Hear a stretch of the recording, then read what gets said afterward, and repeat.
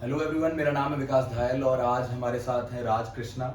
इन्होंने 2021 के UPSC exam में इनकी 158 रैंक आई थी और इनकी जो जर्नी रही है यूपीएससी के, जो इन्होंने 3 अटेम्प्ट दिए थे सिलेक्शन होने से पहले, उसके बारे में हम डिस्कस करेंगे। Welcome Raj to the CSC topper channel. Thank you Vikas भाई।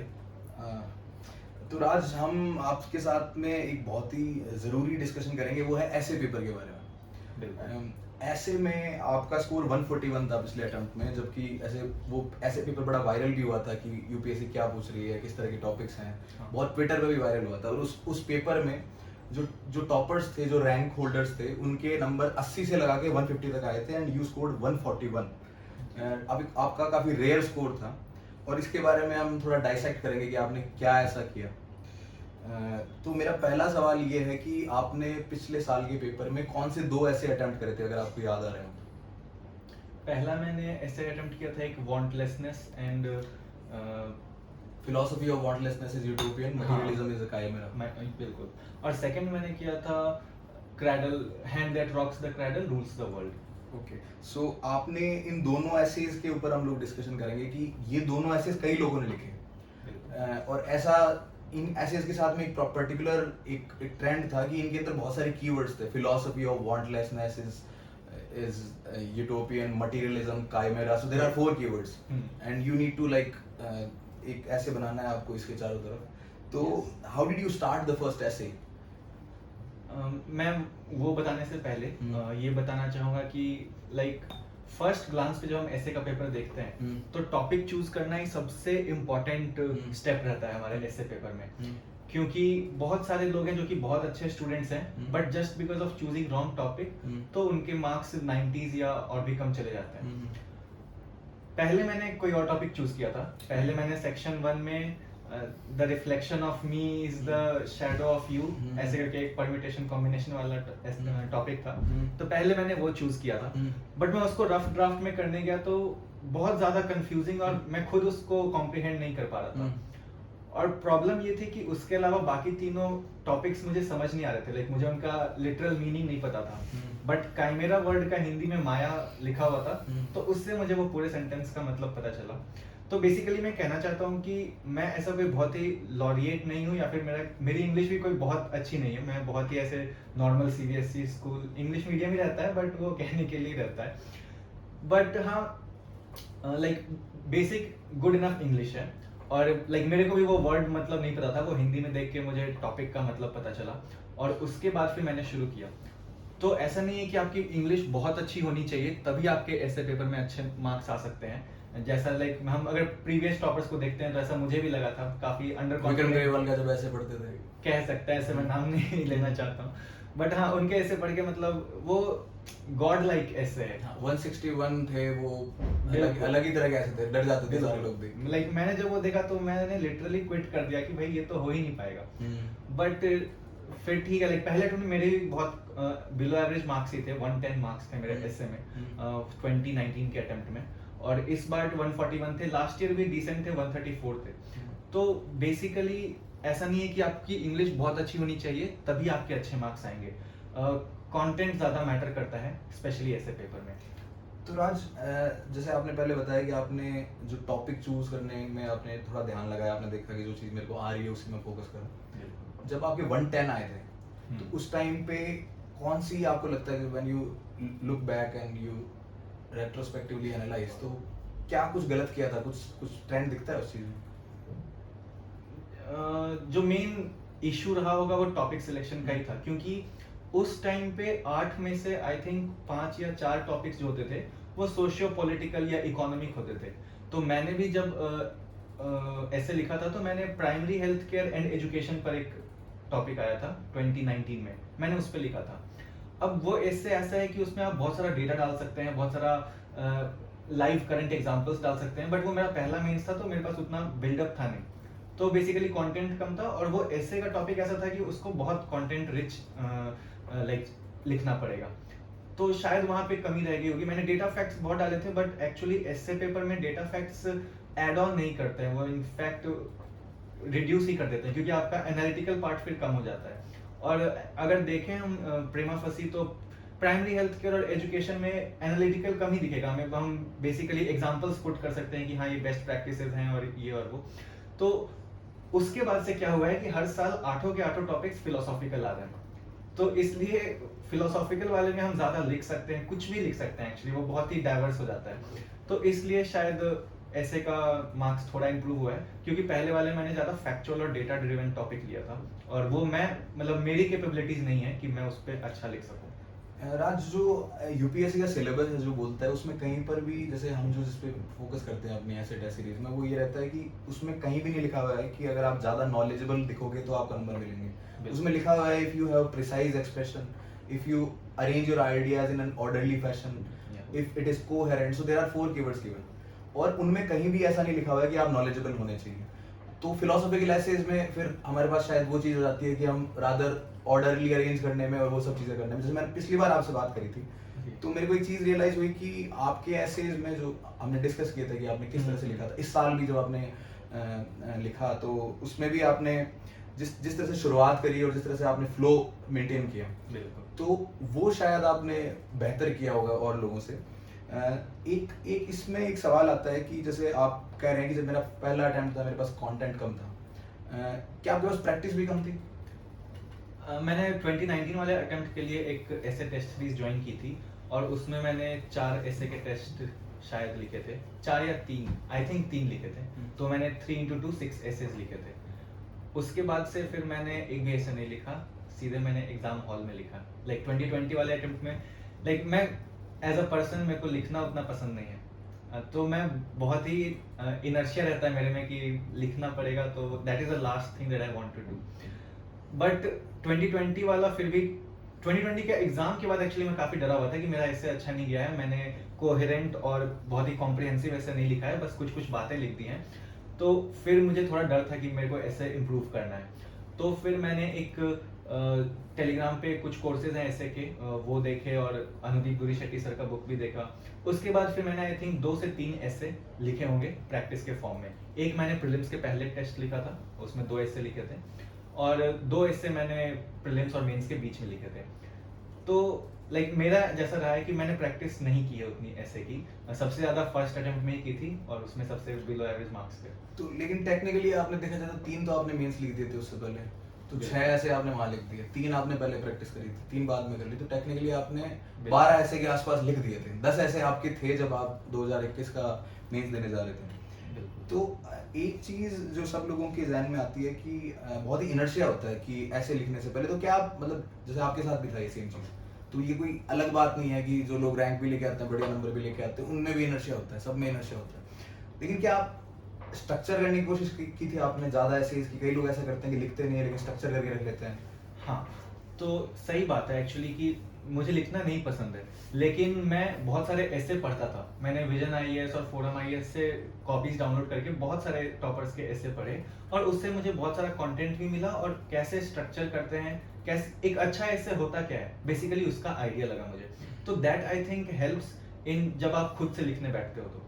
तो अगर आप सिर्फ माइंडलेसली बहुत सारे एसेज प्रैक्टिस कर रहे हो, तो that doesn't give you any edge. तो first you have to see कि what is a good essay, and then try to write like that. तो या तो राज, एक अगली जो बात है वो ये है कि जब कॉम्प्लेक्स एसेज आपके सामने आते हैं, तो हमारा ऐसा मानना है एट सीएससी टॉपर, जो भी हम लोग ऐसे प्रोग्राम चलाते हैं, कि अगर आपके सामने कोई फिलोसॉफिकल एसेज, तो उसमें इंट्रो बहुत इंपॉर्टेंट बन जाता है, क्योंकि उसमें इंट्रो सबका अलग मिलेगा। अगर कोई बहुत ही प्रिसाइज ऐसे है एजुकेशन वगैरह के ऊपर, तो लोगों को कुछ ही एग्जांपल्स याद आएंगे, लेकिन फिलोसॉफिकल एसेज में, तो मैंने जब आपका इंट्रो सुने थे, जब आपने जिसमें 141 आए थे, जिसमें one of the highest marks थे आपके, तो उसमें आपने जो फिलोसफी ऑफ वांटलेसनेस में जो इंट्रो किया था, वो एक बार सबके साथ साझा करेंगे तो अच्छा लगेगा। तो actually philosophy of wantlessness is utopian, and that of materialism is chimera.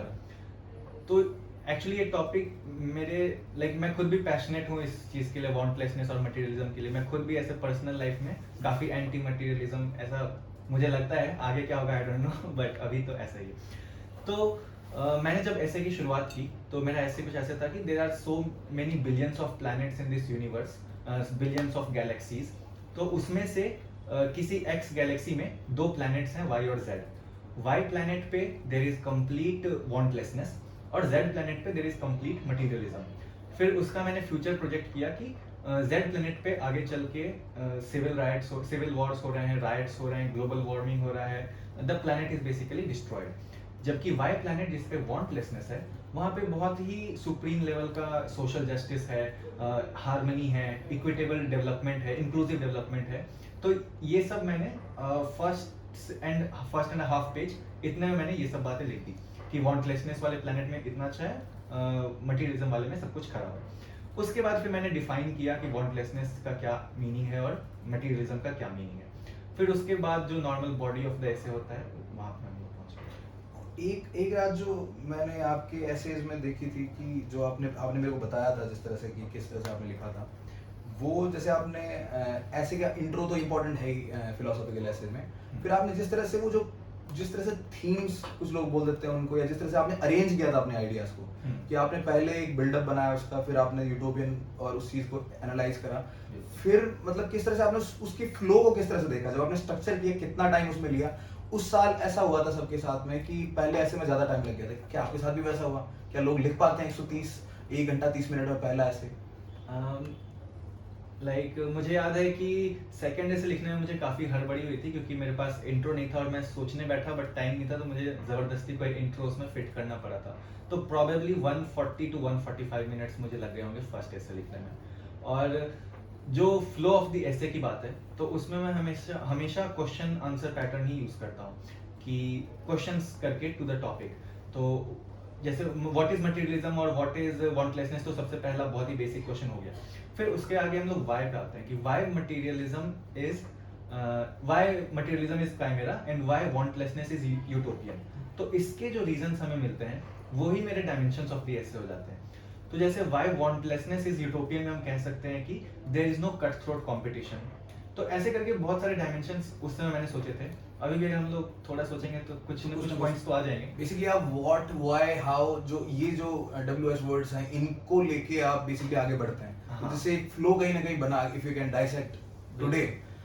एक चीज उसके बाद में है कि कंक्लूजन जो ऐसे का है, जैसे आपने एक स्टोरी बनाई 2 प्लैनेट्स की, तो कुछ लोग ऐसे बोलते हैं जैसे शुरू किया वैसे एंड करो ताकि कॉम्प्रिहेंसिवनेस आए। तो आपने जैसे कंक्लूजन किया, आपको कुछ याद आ रहा है उस टाइम का कि किस तरह से आपने लिया था उसको? कंक्लूजन ऐसा ही कुछ था कि जो हमारा प्रेजेंट प्लैनेट है वो भी ड्रिवन है towards becoming the planet Z, but अगर हम लोग अच्छे स्टेप्स लेंगे, उसमें कुछ एग्जांपल्स दिए होंगे, और तो हम लोग प्लैनेट वाई की तरफ बढ़ सकते हैं। बिल्कुल। तो ये चीज मतलब कहीं ना कहीं जाने अनजाने में ये सब लोग कर लेते हैं जिनके अच्छे नंबर आते हैं, मैंने एनालाइज करा है। क्योंकि मैंने मतलब जब ये मटेरियल हमने बनाया था ऐसे का, उस टाइम पे I read more than 110 essays of like different people, and copies पड़ी थी तो वो बहुत भी ज्यादा एसेज हो गए थे, और फिर बहुत सारे रैंडम एसेज मैंने पढ़े थे अपने दोस्तों के। So it went beyond like 300 और something. So the one thing which was common in everybody who got like more than 140, more than 135 कि वो ये थी कि जब वो एंड कर रहे थे तो वो कह रहे थे कि अभी की जो चीजें हैं वो कैसी हैं और फ्यूचर कैसा होगा, और उसको बहुत ही कॉम्प्रिहेंसिवली वो बता दे रहे थे। उससे शायद लोगों के नंबर अच्छे आए। आपने क्रेडल वाला ऐसे लिखा था दूसरा, उसमें आपका क्या अप्रोच था? आपने एक स्टोरी बताई थी जो आपने कोट करी थी वहाँ पे। तो hand that rocks the cradle rules the world. तो मुझे भी टॉपिक समझने में थोड़ी कंफ्यूजन हुई थी बीच में। मेरे को लगा कि वो क्रैडल में जो बच्चा है वो शायद इम्पोर्टेंट है, या जो माँ उसको पालने को झुला रही है वो इम्पोर्टेंट है, बट मोस्टली मेरा ऐसे वुमेनहुड और मदरहुड पे ही फोकस था। और मैंने शुरू किया था एक विलेज के बारे में, मुझे पता था रालेगांव सिद्धि। तो वहाँ की लाइक कैसे वो एक बहुत ही ड्रॉट हिट एरिया से one of the richest village of India बन गया, और उसमें वुमेन सेंट्रिक रिफॉर्म्स के क्या इंपॉर्टेंस थी। तो वहाँ से मैंने शुरू किया था कि how if we center the development programs towards women, वो बहुत ही अच्छे रिजल्ट्स दे सकता है। तो वहाँ से वुमेनहुड और वुमेन पे फोकस चला जाता है। उसके बाद लेकिन फिर मैंने मोस्टली ऐसे में ये डिस्कस किया था कि why the hand that rocks the cradle rules the world. और उसमें मैंने 3 ही डायमेंशन सोच पाया था, और मेरे को एग्जाम के बाद आके बुरा भी लग रहा था कि मैंने 3 ही डायमेंशन एक्सप्लोर किए हैं, कम से कम 6-7 तो होने चाहिए ऐसे में। तो वो 3 थे। फर्स्ट तो था कि women have compassion and kindness in their heart, तो that is why they can become better leaders and better decision makers. Second था कि अगर women are the leaders, then जो डेवलपमेंट होगी वो इंक्लूसिव होगी, क्योंकि वो हर सेक्शन ऑफ द सोसाइटी के बारे में सोचेंगे। और थर्ड था कि जो वुमेन क्रैडल में जो बच्चा है वो ही बेसिकली एक तरह से फ्यूचर है, तो if that is in good hands तो future will be in good hands. ये 3 डायमेंशंस मोर और लेस मैंने एक्सप्लेन किया। तो राज, एक जो अप्रोच जो हम सब लोगों के पास होती थी, जो कि विक्रम ग्रेवाल सर ने अपने एसेज के थ्रू बताई थी कि कैसे आप 10 पेज में अगर ऐसे लिखते हैं तो आप पैराज में तोड़ दीजिए उसको, अपने आइडियाज को उस तरह से अरेंज कीजिए। जब आप स्ट्रक्चर कर रहे थे, स्ट्रक्चरिंग में शायद आपने 20 मिनट लिए होंगे, या मैंने लाइक क्योंकि टाइम नहीं था तो मैंने डायरेक्ट लिखना शुरू किया था और स्ट्रक्चरिंग पहले वाले ऐसे में कितना स्ट्रक्चरिंग में टाइम लिया था? पहले वाले में भी मैंने ये इंट्रो सोचने में टाइम लिया था, बट उसके बाद फिर मैं इंट्रो लिखने जल्दी जल्दी शुरू कर दिया और उसके बाद like go with the flow. तो आपने बेसिकली जो स्ट्रक्चर में आपने उस तरह से नहीं किया कि मैं एक, लेकिन जो आपने इम्प्लीमेंट किया उसमें आपने क्या ऐसा किया कि आपने एक शुरू में एक स्टेटमेंट, रनिंग स्टेटमेंट लिखा, फिर आपने एग्जांपल दिया, फिर उसको एनालाइज किया? बिल्कुल। तो एक्चुअली हम जितने भी वाई पूछते हैं तो उसके लिए जितने भी रीजंस हमारे पास आ रहे हैं वो डायमेंशंस, तो पहले उनका एक थ्योरेटिकल राइटअप लिखना होता है, एटलीस्ट एक पैराग्राफ का तो होना चाहिए। उसके बाद फिर उससे रिलेटेड कुछ एग्जांपल होना चाहिए। तो जैसे अगर वाई है हमारा कि women have compassion and kindness in their heart, तो उसमें सबसे अच्छा example that I can call of right now तो एडिसन्स मदर। तो कैसे थॉमस एडिसन को स्कूल से शायद निकाल दिया गया था। ये कहानी बहुत लोग कहते हैं कि एल्बर्ट आइंस्टाइन की है, बट मैंने जितना पढ़ा है थॉमस एडिसन की है, तो मैंने वही लिखा था। और फिर लाइक उनकी मदर ने उनको पूरा होम स्कूल किया और ultimately he became the greatest inventor of 20th century. तो along with लेकिन ये Nikola बड़ी Tesla। बड़ी यूनिक, मतलब जैसे बहुत ही कम लोग ये याद रख पाएंगे, बहुत ही unique, it was very unique to you, क्योंकि आपको शायद वो ज्यादा इम्पैक्टफुल लगी होगी वो कहानी किसी टाइम पे, और and you were able to recall that story at that time. आगे हम इस चीज के ऊपर बात करना चाहेंगे कि यार अगर किसी को इम्प्रूव करना हो अपना स्कोर, या अगर if somebody is writing like somebody has written means this time, or somebody is wanting to write means next time, तो उनको आप ऐसे को लेके, क्योंकि ऐसे में बहुत ज़्यादा स्कोर वेरी करता है, तो आप क्या, मतलब अगर आपका कोई जूनियर होता है, somebody that is preparing and somebody asks you, तो what can be one piece of advice that you would give? तो ये मैंने एक्चुअली अपने टेलीग्राम चैनल पे भी बताया है कि देयर आर 3 स्टेप्स जो मैंने किए और बहुत ही यूनिवर्सली एप्लीकेबल है वो। फर्स्ट इज कि go through a lot of toppers essays, क्योंकि मैंने जब 2019 में टेस्ट सीरीज ली थी और ऐसे लिखना शुरू किया था, तो मैं लिखने बैठता था तो दिक्कत ये थी कि मुझे पता ही नहीं था कि लिखना क्या है, लाइक एक अच्छा ऐसे क्या होता है, मुझे यही नहीं आइडिया था। तो पहले आप वो देखिए टॉपर्स के ऐसे कॉपीज से।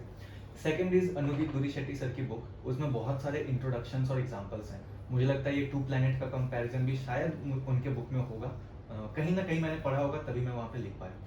और थर्ड मैंने जो किया था वो इनसाइट्स ऑन इंडिया के चैनल पे डीके बालाजी सर एस्से पर्सपेक्टिव्स करके चलाते हैं कोर्स, उसमें शायद 60 to 70 वीडियोस हैं और बहुत ही अच्छे तरीके से सर एनालाइज करके आपको ऐसे बताते हैं। तो वहाँ से भी बहुत अच्छे एग्जांपल्स और इंट्रोडक्शंस हमें मिलते हैं और हमें पता चलता है कि अच्छा डीके बालाजी सर ऐसा लिख रहे हैं, उनकी खुद के भी बहुत अच्छे स्कोर्स हैं और लाइक वो बहुत ही अच्छा लेसन रहता है। तो राजकृष्णा, आई थिंक इससे पहले जब आप ये चीज़ डिस्कस कर रहे हैं, ऐसे भी बहुत कम डिस्कशन हुए हैं अभी तक। इससे पहले शायद Soumya Sharma, if I remember the name correctly, और एक और कोई थे जिन्होंने शायद अपनी स्ट्रैटेजी शेयर करी थी। आई थिंक आपने काफ़ी कुछ बताया जिस तरह से आपने लिखा, और maybe something would be very useful for everybody. So thank you for like discussing the essay part. But one last concluding मैं कहना चाहूँगा कि ऐसे से पहले हम बहुत डरे हुए रहते हैं और हमें बहुत सारी इनसिक्योरिटीज रहती है कि हमने पढ़ाई नहीं की है, हमें कुछ नहीं आता है। But the moment you sit in the exam hall, आपके अंदर बहुत कॉन्फिडेंस होना चाहिए कि भाई कुछ भी टॉपिक आएगा मैं कुछ ना कुछ तो लिख दूंगा। जैसे वो वांटलेसनेस और मटेरियलिज्म वाले में मैंने बिल गेट्स और इलॉन मस्क का कंपैरिजन भी किया था कि कैसे बिल गेट्स अपने वेल्थ को यूज कर रहे हैं अर्थ से पोलियो हटाने के लिए और सैनिटेशन में बहुत अच्छा काम कर रहे हैं। On the other hand, Elon Musk during COVID-19 he didn't stop his factories and he let the workers work. Like मैं खुद भी Elon Musk को हीरो मानता हूँ, लेकिन वहाँ पे मैंने थोड़ा नेगेटिव टोन को दिखाया बिकॉज वो टॉपिक से रिलेवेंट था और ये मुझे पता है क्योंकि मुझे वो चीज़ काफ़ी पसंद है। मैं दोनों ही लाइक एंटरप्रेन्योर्स को बहुत फॉलो करता हूँ, तो जो भी आपका पर्सनल इंटरेस्ट है वो ऐसे में आप लिख सकते हैं, कोई दिक्कत नहीं। आप मूवीज लिख सकते हैं, आप जो भी आपको अच्छा लगता है, आपको इम्पैक्टफुल लगता है, आप वो लिख सकते हैं। तो बेसिकली आपका ऐसे इम्पैक्टफुल होना चाहिए। तो अब जब आपने इतनी मूवीज और इन चीज़ों की बात कर दी तो एक सवाल मैं और करूँगा कि जैसे विक्रम ग्रेवाल के जो एसेस थे, विक्रम ग्रेवाल की रैंक 51 थी आई जितना मुझे याद है, और उनके 161 मार्क्स थे और बहुत ही ज़्यादा यूनिक और वैसे एसेस थे उनके। तो वो हमेशा बुक्स यूज़ करते थे, मूवीज़ यूज़ करते थे, इंटरेस्टिंग लगता था ऐसे पूरा, ऐसे अभी भी पढ़ो तो ऐसा लगता है कि क्या लिख दिया, मतलब क्या चीज़ है, कहाँ से पढ़ते हैं लोग ऐसे। तो क्या ऐसा कुछ तैयार करके रखा था पहले कि ये मैं लिखूंगा, एक सोच के रखा था, या कहीं से बस ऐसे याद था कि हाँ ये हो सकता है? मैंने लाइक कुछ बहुत प्रिपेयर तो नहीं किया था material, to be honest, but like बहुत सारे स्टोरीज मैं थ्रू आउट द प्रिपरेशन पढ़ते रहता हूँ, तो अगर कुछ इम्पैक्टफुल लगती है तो मैं उसको दिमाग में रखता हूँ। लाइक बट अगर आप अच्छे एग्जांपल्स का एक कंपाइलेशन तैयार करते हैं तो that is very helpful across all GS and SA papers. तो थैंक यू राज, ऐसे में हमने डिस्कस किया